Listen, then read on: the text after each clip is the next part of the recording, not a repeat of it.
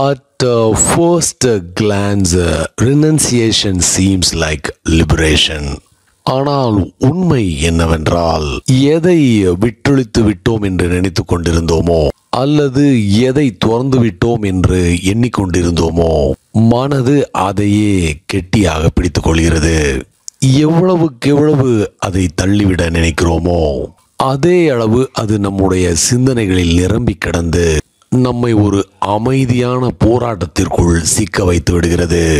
எதை துறக்கிறோமோ அதன் மீது முன்பு இருந்ததை விட நமக்கு பற்று அதிகரிக்கவே செய்கிறது. Renounce anything and you will become more attached to it than when you had not renounced it. இந்த வீடியோல அதை பற்றி தான் ஓஷோ நமக்கு ரொம்பவே எளிதாக விளக்க முயற்சி செய்கிறார்.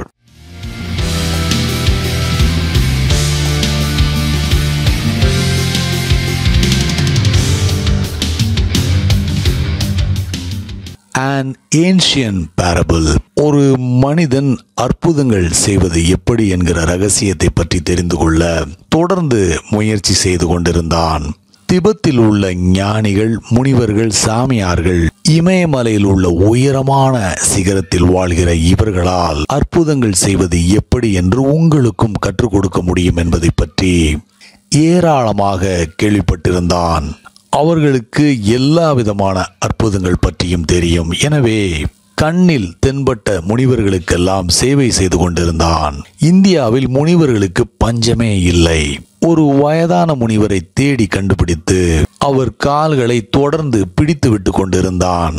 அவருக்கு சாப்பாடு கொண்டு வருவது, அவருக்கு தேவையான எல்லா வேலைகளையும் செய்து கொடுத்தான்.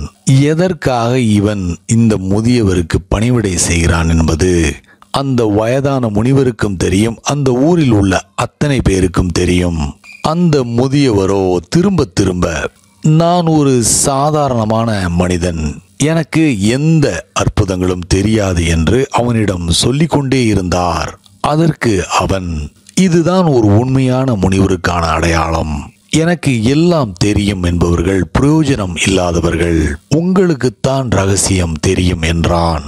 முதியவர் மிகவும் கடினம், எனக்கு தெரியும் என்று சொன்னால் பிறகு பெரிய சிக்கலாகிவிடும். நீ எனக்கு கற்றுக்கொடு என்பாய், ஆனால் உண்மையை தான் சொல்கிறேன். எனக்கு எந்த விதமான அற்புதங்களும் தெரியாது. எனக்கு தெரிந்த வரையில் வேறு ஒருவருக்கும் கூட தெரியாது. உன் போன்ற மனிதர்கள் தான் இப்படி ஒருவரை பற்றி சொல்லிக் கொண்டிருக்கிறீர்கள். Otherwise there is no miracle என்றார். ஆனால் அந்த மனிதன் இவரை விட்டு போவதாக இல்லை. இரவும் பகலும் முதியவருக்கு சேவை செய்து வந்தான். ஒரு இரவு முதியவர் தூங்க விரும்பினார். ஆனால் இந்த மனிதன் அவருடைய கால்களை பிடித்து விட்டு கொண்டிருந்தான். எனவே அவனிடம் நிறுத்து என்றார். அதற்கு அவன், நீங்கள் எனக்கு சொல்லிக் கொடுக்கும் வரை நான் நிறுத்தப் போவதில்லை. நீங்கள் இன்றிரவு தூங்க விரும்பினால் ஒரு எளிதான ரகசியத்தை எனக்கு சொல்லிக் கொடுங்கள், அப்போதுதான் என்னால் அற்புதங்கள் செய்ய முடியும் என்றான். முதியவர், ஓகே, நான் சொல்லித் தருகிறேன். It is very simple. நீ வீட்டிற்கு போய் நன்றாக குளித்துவிட்டு பத்மாசனத்தில் உட்கார். இதுதான் மந்திரம். ஓ மணி பத்மேகம். இது திபெத்திய மந்திரம். காலை 5 முறை சொல். உன்னால் நீ விரும்புகிற எந்த விதமான அற்புதங்களையும் செய்ய முடியும் என்றார்.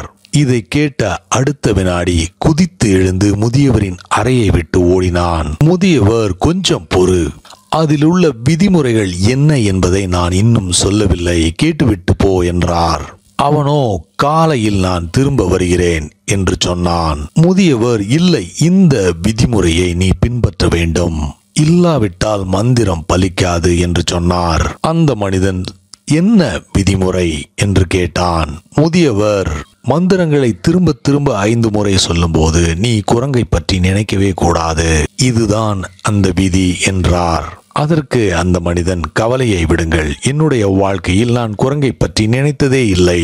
நான் புனிதர்களையும் முனிவர்களையும் பற்றி மட்டும்தான் எப்போதும் நினைத்து பார்ப்பேன். இந்த கண்டிஷன் எல்லாம் ஒன்றுமே இல்லை என்று சொன்னான். ஆனால் கோயில் படிக்கட்டுகளில் இருந்து இறங்கி வந்து கொண்டிருந்த போது அவன் எந்த பக்கம் திரும்பினாலும் மரங்களில் குரங்குகள் இருப்பதை பார்த்தான். புதர்களுக்குள்ளும் மறைந்து கிடந்தன. அந்த மனிதன், மை காட், இன்று இரவுதான் எத்தனை குரங்குகள் என்று நினைத்தான். குரங்குகள் அங்கே எப்போதும் வழக்கமாக இருப்பவைதான். அப்போது அவர் குரங்குகளை மனதிலிருந்து நீக்கியிருக்கவில்லை. இன்று குரங்குகளை மனதிலிருந்து நீக்கிவிட்டார். வீடு போய் சேருவதற்குள் இது உண்மையா பொய்யா தெரியவில்லை. கூட்டம் கூட்டமாக குரங்குகள் அவரை சுற்றி எங்கு திரும்பினாலும் இருந்தது. இவனை பார்த்து முகத்தை சுளித்து வலிச்சம் வேறு காட்டியது. ஆனால் இவன் முதலில் நான் குளிக்கிறேன், அப்போது இதெல்லாம் ஒருவேளை சரியாகலாம் என்று சொல்லிக் கொண்டான். ஒன்றும் அவருக்கு உதவவில்லை. குளிக்கும் போதும் குளியல் அறைக்குள் குரங்குகள் இருந்தன. குளித்துவிட்டு பத்மாசனத்தில் உட்கார்ந்து கண்களை மூடினான். ஒரு குரங்கு அல்ல, ஒரு பெரிய கூட்டமே தெரிந்தது அவனுக்கு. இவனால் மந்திரத்தை திரும்ப திரும்ப சொல்ல முடியவில்லை. மிகச்சிறிய மந்திரம்தான், ஆனால் ஒரு முறை கூட உச்சரிக்க முடியவில்லை. குரங்குகள் தொடர்ந்து அங்கே இருந்து கொண்டே இருந்தன. இரவு முழுவதும் முயற்சி செய்து பார்த்தான். மீண்டும் ஒரு முறை குளித்தான். மீண்டும் பத்மாசனத்தில் அமர்ந்தான். ஆனால் அந்த குரங்குகள் அங்கேயே இருந்தன. காலை விடுவதற்குள் கோயிலுக்கு வேக வேகமாக நடந்தான். அந்த முதியவர் சிரித்தார். இவனுக்கோ கடுமையான கோபம். சிரிப்பதற்கான நேரம் இல்லை இது. இஸ் இட் ஃபன்னி என்று கேட்டான். அதற்கு முதியவர், நான் ஏற்கனவே பல முறை உன்னிடம் எனக்கு எந்தவித அற்புதங்களும் ரகசியங்களும் மந்திரங்களும் தெரியாது என்று சொல்லி இருக்கிறேன். நீ கேட்பதாக இல்லை, அதனால் தான் பொய் சொன்னேன் என்றார். அந்த மனிதன், நீங்கள் பொய் சொல்வதாக இருந்தாலும் குரங்குகளை பற்றி எதுவும் சொல்லாமல் வாயை மூடிக்கொண்டிருந்திருக்கலாம் என்றான். அதற்கு முதியவர், ஆனால் குரங்குகள் இல்லாமல் மந்திரம் முழுமையடையாது. குரங்குகள் உன்னை மிகவும் தொந்தரவு செய்ததா என்று கேட்டார். அதற்கு, தொந்தரவா? உங்களுக்கு வயதாகிவிட்டது. உங்களை என் குருநாதராக நான் ஏற்றுக்கொண்டிருக்கிறேன். இல்லாவிட்டால் உங்களை கொலை செய்திருப்பேன் என்றான்.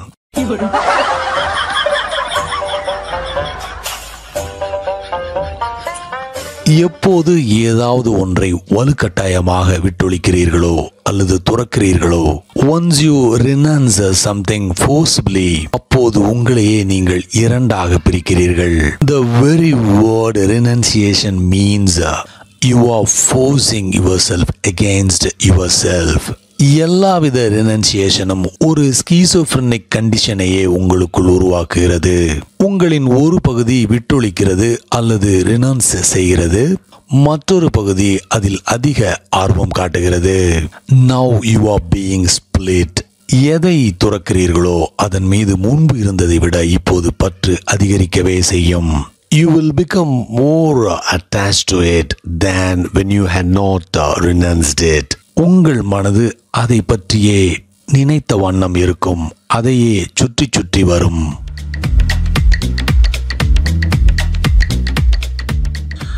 தேங்க்ஸ் ஃபார் வாட்சிங். முடிந்தளவு உங்களோட நண்பர்களோட வீடியோவை ஷேர் பண்ணுங்க. உங்களுடைய விமர்சனங்களை காமெண்ட்ஸில் சொல்லுங்க. அடுத்த வீடியோவில் சீக்கிரம் உங்களை எல்லாரையும் சந்திக்கிறேன். Until then, take care. Bye.